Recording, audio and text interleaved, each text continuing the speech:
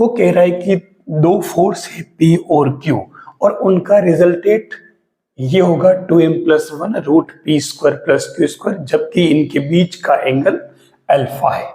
और दूसरी बार में वही फोर्स P और Q है, उनका रिजल्टेट चेंज हो जाएगा, प्लस की जगह माइनस बन जाएगा, 2m-1 root P square plus Q square बन जाएगा। और ये कब? जब उनके बीच में एंगल 90 माइनस अल्फा हो। अब देखिए इसमें कुछ भी नहीं है, थोड़ी सी कैलकुलेशन, जो फॉर्मूले आप जानते हो वही फॉर्मूले हम इसमें यूज कर रहे हैं। तो देखिए मैं पहला जो क्वेश्चन है, मतलब पहला जो रूल्स दे रखा है, मैं उसको यूज कर रहा हूं। तो ये क्या बनेगा देख लीजिए, P square plus Q square plus 2pq cos alpha, इनके बीच अल्फा एंगल है, ठीक है। तो इक्वल टू, अब आर स्क्वायर, तो ये वाला टर्म पूरा बन जाएगा, मतलब 2m+1 होल स्क्वायर, और ये रूट हट जाएगा, इसके अंदर पी स्क्वायर क्यू स्क्वायर बचेगा, ठीक है। अब इसमें देखिए, इसको ज्यादा लंबा चौड़ा नहीं करना सोल्व करने में। इसमें क्या होगा, ये p प्लस क्यू स्क्वायर और ये भी है, तो मैं इस टर्म को यही रहने देता हूं, पी क्यू कोस अल्फा, ठीक है। और ये जो टर्म है आपके P square plus Q square as it is, मतलब इसको पूरे को मैं इसमें माइनस में ले आता हूं, और ये बन जाएगा 2m+1 होल स्क्वायर और P square plus Q square, ठीक है। अच्छा, एक बात मैं बताना भूल गया था, इसमें जो दे रखा था इसने, तो फिर फाइंड क्या करना, फाइंड इसमें ये करना है कि आपको m-1 और m+1 का रेशो क्या होगा ये बताना है। वैसे क्वेश्चन अगर आपने इसके कर रखे होंगे तो ये क्वेश्चन आपको याद आ गया होगा कि इसके आंसर क्या होंगे, फिर अपन करके देख रहे हैं, ठीक है।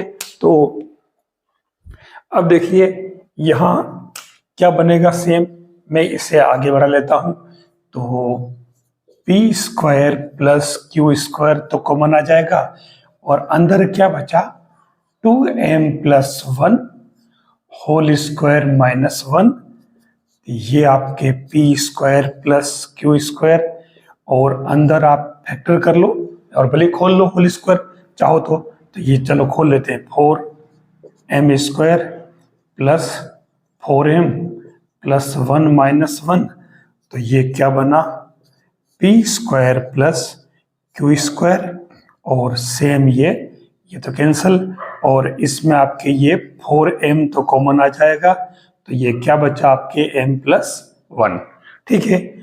इस टर्म को आप यही छोड़ दें, फिर ऐसे ही सेम आप सेकंड पार्ट ले लें। तो सेकंड पार्ट जब लेंगे इसमें, तो ये बनेगा आपके P square plus Q square plus 2pq कोस 90 माइनस अल्फा। आप इसको यहाँ साइन कर सकते थे पहली स्टेप में ही, लेकिन मैं थोड़ा सा डायरेक्ट ही करूं हर स्टेप, नहीं तो चक्कर पड़ जाएगा। P square plus Q square हट जाएगा रूट, देखिए ये बन गया आपके क्या, P square Q square 2pq, और ये क्या बन जाएगा, साइन अल्फा। और यहां जो इसको सोल्व करोगे तो यहां कुछ नहीं, सेम इसमें जैसी टर्म दे रखी है वैसे ही बनेगी, हल्का सा चेंज होगा, तो वो क्या होगा देख लीजिए, 4m और ये m-1 बनेगा, ठीक है। अब आपको करना क्या है, अब आपका काम, मतलब ये जो टर्म है पूरी मैंने इधर शिफ्ट कर दी, ठीक है, इसको आप रिमूव कर दीजिए। तो अब आपके पास में जो फाइनली ये एक तो टर्म आई है और एक ये आई, आप इसको क्या करोगे, डिवाइड कर दीजिए, और डिवाइड करोगे तो ये क्या बनेगा आपके, देखो 2pq कोस अल्फा और 2pq साइन अल्फा, तो ये ले लो ना आप, 2pq साइन अल्फा और 2pq कोस अल्फा, तो देख लो उधर आपकी क्या बचा, -1 अपॉन m+1, तो ये क्या बन गया आपके, tan alpha equal to m-1 upon m+1, ये रिजल्ट आपको याद आ गया होगा। तो आप देख लीजिए m-1 और m+1 की का जो रेशो है वो क्या आ जाएगा, tan अल्फा। ठीक है, मैंने ही इस क्वेश्चन को चेंज किया है, बाकी आपके बुक में यही आएगा कि सिद्ध करो कि tan alpha equal to m-1 m+1। अब मैं आपको एक बात कहना चाहूंगा, काफी कमेंट भी आते हैं कि आरपीएससी ने पैटर्न बदल दिया है, अब कोई स्ट्रेटेजी काम नहीं आएगी। अभी कोई साथी कर रहे थे, मैं बता रहा हूं कि स्ट्रेटेजी की बात नहीं है। मैं आपको ये बताना चाहूंगा कि जो क्वेश्चन दे रखे हैं वो क्वेश्चन जो बुक्स में है, उन बुक्स के क्वेश्चंस में वो थोड़ा सा हेर फेर करके और वो आगे पीछे कर देता है।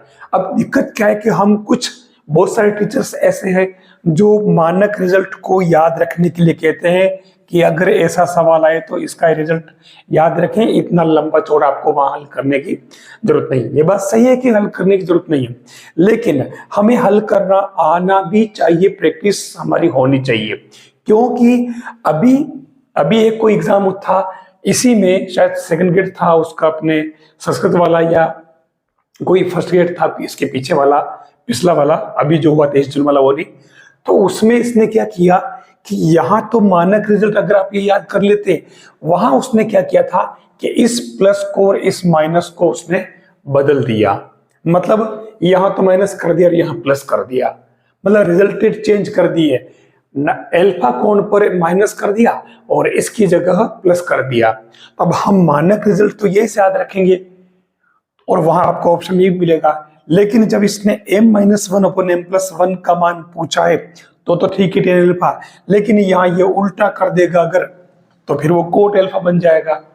तो यहाँ पर भी हमारे m-1 m+1 की रेशो की जगह m+1 m-1 रेशो बन जाएगा।